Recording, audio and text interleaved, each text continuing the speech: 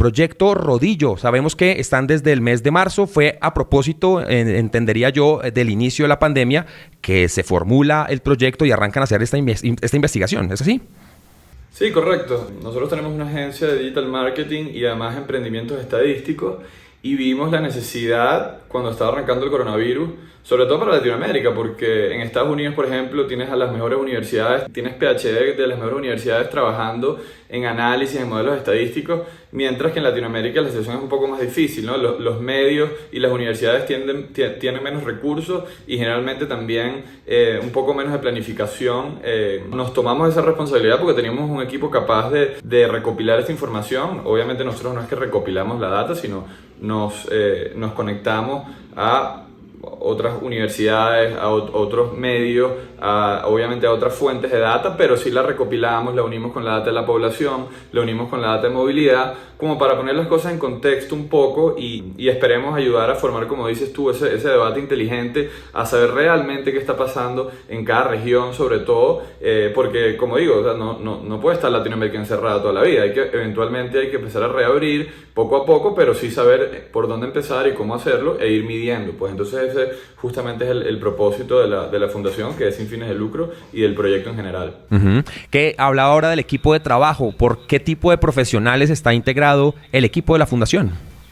Sí, bueno, la gente somos de la agencia y hay varias áreas, ¿no? Creo que el área como más importante para el proyecto en realidad es la parte de los analistas estadísticos y la gente de investigación, el research, sobre cuáles fuentes están disponibles, porque no nos podemos conectar a cualquier fuente de base de datos. Entonces yo diría que la parte de investigación y como llaman hoy en día data science o análisis, recopilación y análisis de base de datos y unión de base de datos y limpieza y finalmente visualización, yo diría que son los equipos más importantes. Y bueno, también la parte para que la página se vea bien, un equipo de diseño, un equipo también de ahorita de comunicación, porque ya cuando la página y la data está al aire, pues ahora nos interesa que la gente la conozca, que sepa que esté ahí. Entonces ya también un ejercicio también como de relaciones públicas que estamos haciendo. Entonces esas serían como las 4 áreas más importantes.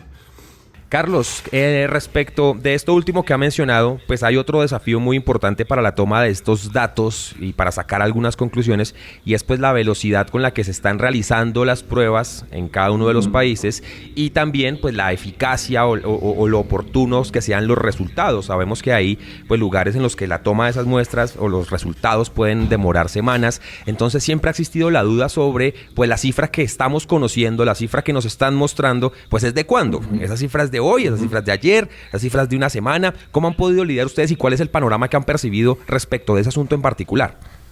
Sí, fíjate, creo que ahí hay 2 áreas y es el reto desde el punto de vista bueno, incluso también de los periodistas y también para nosotros, ¿no? Por un lado, y sobre todo en Latinoamérica, porque por ejemplo en otros países hay mucho más data sobre, por ejemplo, hospitalizaciones, capacidad de hospitales, pruebas realizadas a nivel de región, etc. En Latinoamérica, la verdad es que ahorita vamos a decir que el día a día es con casos y con muertes. Ahora, lo que sí es cierto también es que el porcentaje de muertes es un número que nos permite como tomar en cuenta todas esas otras estadísticas que no se tienen en Latinoamérica, porque normaliza. ¿Y a qué me refiero con esto? Por ejemplo, un buen ejemplo es ahorita el caso de Colombia y el caso de México, ¿no? Donde en muchos medios la noticia es que, oye, Colombia supera a México en casos totales. Y cuando tú ves, bueno, eso es muy engañoso porque en México como dice, la relación de pruebas es muy limitada y cuando tú ves el porcentaje de muertes en México está en el 11%. Es el más alto, no solamente de Latinoamérica, sino uno de los más altos del mundo. Mientras que Colombia está en 3% en el porcentaje de muertes. Eso te dice a ti que, y es muy probablemente lo que está sucediendo, hay muchos casos, hay muchos contagios en México que no se están contabilizando, ¿no? Eso puede tener también otro significado, como por ejemplo que el virus está alcanzando poblaciones más vulnerables, por ejemplo, pero generalmente el porcentaje de muertes es un muy buen indicador y por eso nosotros para señalar la situación de gravedad es algo que tomamos muy en cuenta. Ahora que conocemos la fundación, que sabemos cómo trabaja, cuál es el equipo que está ahí detrás, ¿por qué Carlos no nos hace de manera muy concreta, entiendo que es compleja la pregunta, pero en la medida de las posibilidades, pues un panorama, los países entonces que en este momento tengan pues mayores dificultades respecto del coronavirus y cuáles son esos casos que usted quisiera destacar de los estudios que han venido realizando? Claro, sí, fíjate, bueno, en Latinoamérica hay 7 millones de casos, de los cuales la mitad más o menos están en Brasil, ¿no? Entonces, obviamente, Brasil es uno de los países, del país donde la situación es más grave, tanto, no solamente por casos totales, pero incluso cuando uno saca la cuenta, vamos a decir, per cápita o por cada 100.000 habitantes. Y aparte de eso, tampoco es un secreto, digamos, que la situación en Perú ha sido muy difícil, tanto inicialmente, después se controló y ahorita está otra vez, de hecho, la métrica, no solamente yo, pero que nosotros motivamos a la gente a usar es los casos por cada 100.000 habitantes en los últimos 14 días, ¿no? Y si vemos en eso, los 3 peores países, o bueno, vamos a decir, Perú tiene 348 ahorita, es el país con más casos, como digo, en los últimos 14 días por cada 100.000 habitantes, seguido justamente por Colombia, después está Costa Rica, Argentina, Brasil, etcétera. De todas formas, vamos a decir, varios países por encima de los 100 casos. Yo creo que Ecuador es uno que empezó muy grave y ya la situación está relativamente controlada. Y bueno, y Uruguay que la controló desde el principio, era un país muy pequeño y entre otras cosas por eso también se puede controlar más fácil. Pero ahorita la verdad es que la gran mayoría de Latinoamérica está, vamos a decir, quizás no muy grave, pero sí en anaranjado, ¿no? No creo que haya ningún país que se pueda confiar, que pueda declararse triunfador ante el coronavirus. E incluso en los países donde se ve como cifra total que la cuestión está un poco más controlada que en otros, hay que verlos a nivel de región. El caso, por ejemplo, de Colombia, de México, de Brasil, es un reto aún mayor porque el coronavirus está expandido en todas las regiones. Hay muchas regiones con miles de casos y con una cifra alta de casos en las últimas semanas.